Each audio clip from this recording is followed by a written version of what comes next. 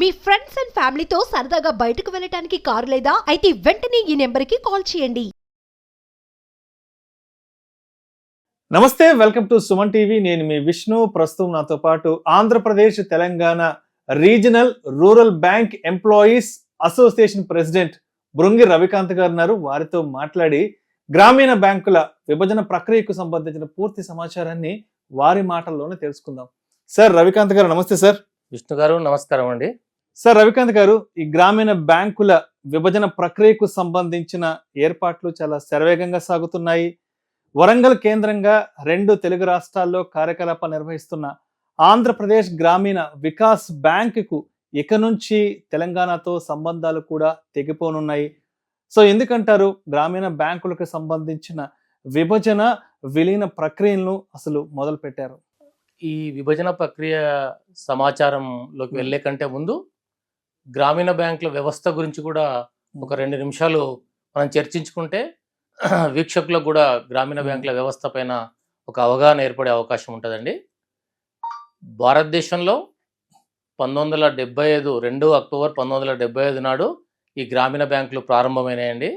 అంచెలంచెలుగా ఈ గ్రామీణ బ్యాంకులు దేశవ్యాప్తంగా ప్రారంభించబడి ఒక స్టేజ్లో 196 గ్రామీణ బ్యాంకులుగా ఏర్పడ్డాయి. తర్వాత భారత ప్రభుత్వము మా association all India regional rural bank employees association చేసినటువంటి విజ్ఞప్తి మేరకు 196 గ్రామీణ బ్యాంకులను 4 ఫేజెస్ కింద అమాల్గమేషన్ చేసుకుంటూ వచ్చి ఈరోజు దేశవ్యాప్తంగా 43 గ్రామీణ బ్యాంకులు పనిచేస్తూ ఉన్నాయి. ఈ 43 గ్రామీణ బ్యాంకులలో దాదాపుగా 1,00,000 మంది ఉద్యోగులు పనిచేస్తూ ఉన్నారు. 22,000 పైచిలుకు శాఖలు ఉన్నాయి. 11.5 లక్షల కోట్ల వ్యాపారం చేస్తూ ఉన్నాయి ఈ బ్యాంకులు. ఈ బ్యాంకులలో నికర నిల్వలు అంటే లాభం ద్వారా వచ్చినటువంటి నికర నిల్వలు దేశవ్యాప్తంగా 50,000 కోట్ల నికర రిజర్వ్స్ ఉన్నాయి. అట్లాగే ఈ గ్రామీణ బ్యాంకులు వివిధ పేర్లతో ఉన్నప్పటికీ కూడా దేశవ్యాప్తంగా భారత ప్రభుత్వ లెక్కల ప్రకారంగా 37 కోట్ల మంది ఖాతాదారులకు ఈ దేశవ్యాప్తంగా గ్రామీణ బ్యాంకులు సేవలు అందిస్తున్నాయి. చాలా అద్భుతమైనటువంటి సేవలు. చిన్న సన్నకారు రైతాంగానికి, చేతుల వృత్తుల వారికి అన్ని రకాలైనటువంటి సేవలను ఈ గ్రామీణ బ్యాంకులు అందిస్తూ ఉన్నాయి. ఈ గ్రామీణ బ్యాంకుల వ్యవస్థ పైన కేంద్ర ప్రభుత్వం ఇంతవరకు 6 కమిటీలు వేయడం జరిగింది. ఈ 6 కమిటీలు కూడా దేశవ్యాప్తంగా గ్రామీణ బ్యాంకుల పనిచేస్తున్న పనితీరును చాలా శ్లాఘించడం జరిగింది విష్ణు గారు. సో ఇప్పుడు ఏంటి అసలు ఈ విభజన ప్రక్రియ అనేది ఎలా చేస్తున్నారు ఇప్పుడు?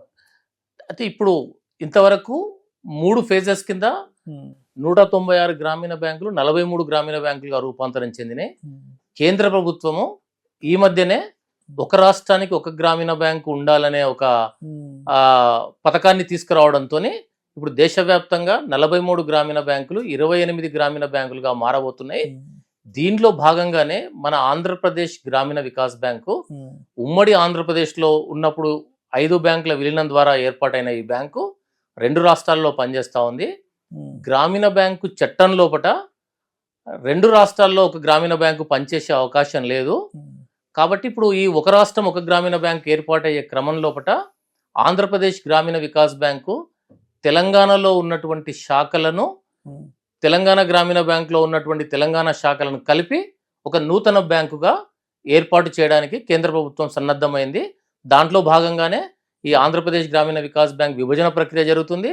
దాని తర్వాత తెలంగాణ గ్రామీణ బ్యాంకు, తెలంగాణ ప్రాంతంలో ఉన్నటువంటి ఆంధ్రప్రదేశ్ గ్రామీణ వికాస్ బ్యాంకు 2 కలిపి ఒక నూతన బ్యాంకుగా ఏర్పడబోతున్నాయి 1 జనవరి 2025 నుండి. తర్వాత మార్చి మాసంలోగా 2025 31 మార్చిలోగా ఆంధ్రప్రదేశ్లో ఉండబోతున్నటువంటి 4 బ్యాంకులు కూడా విలీనమై ఒక రాష్ట్రం ఒక గ్రామీణ బ్యాంకు పథకం కింద అక్కడ కూడా ఒక గ్రామీణ బ్యాంకు ఏర్పాటు కాబోతుంది విష్ణు గారు. సో రవికాంత్ గారు, ఇప్పుడు ఈ గ్రామీణ బ్యాంకుల విభజన విలీన ప్రక్రియ నేపథ్యంలో మరి ఈ గ్రామీణ బ్యాంకులకు సంబంధించిన సాంకేతిక సేవలు ఏవైతే ఉన్నాయో, యూపీఐ ట్రాన్సాక్షన్ సంబంధించి కానివ్వండి, ఏటీఎం విడ్రాయల్కి సంబంధించి కానివ్వండి, అదేవిధంగా మొబైల్ బ్యాంకింగ్ సేవలు లేదంటే ఇంటర్నెట్ బ్యాంకింగ్ సేవలకు సంబంధించి ఏ జిల్లాలలో కొంత అంతరాయం కలిగే అవకాశం ఉందంటారు? ఎప్పటి వరకు ఈ సేవలు ఆగిపోయే అవకాశం ఉందంటారు ఈ విభజన విలీన ప్రక్రియ నేపథ్యంలో? మంచి ప్రశ్న అండి.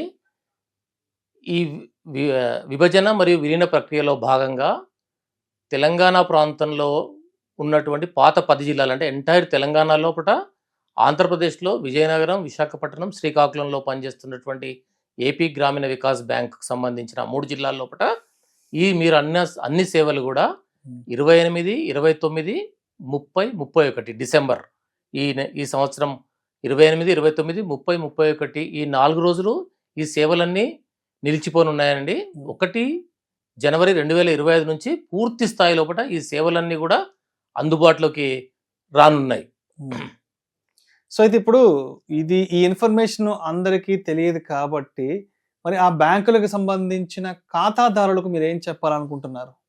వాస్తవంగా బ్యాంకు తమ ఖాతాదారులందరికీ కూడా వాట్సాప్ మెసేజెస్ ద్వారా, SMS ద్వారా ఈ విలీన ప్రక్రియ, విభజన ప్రక్రియ గురించి తెలియజేస్తూ ఈ సేవలు నిలిచిపోతున్నట్టుగా బ్యాంకు విస్తృతంగా ప్రసార మాధ్యమాల ద్వారా ప్రజలందరికీ, కస్టమర్లకు అందరికి కూడా చేరవేయడం జరిగింది. ఇప్పటికే ఇంకా రాబోయే ఇంకొకటి 2 రోజుల్లో కూడా ఈ ప్రక్రియ కొనసాగుతుంది. ఖాతాదారులు ఎవరు ఆందోళన పడాల్సిన అవసరం లేదు.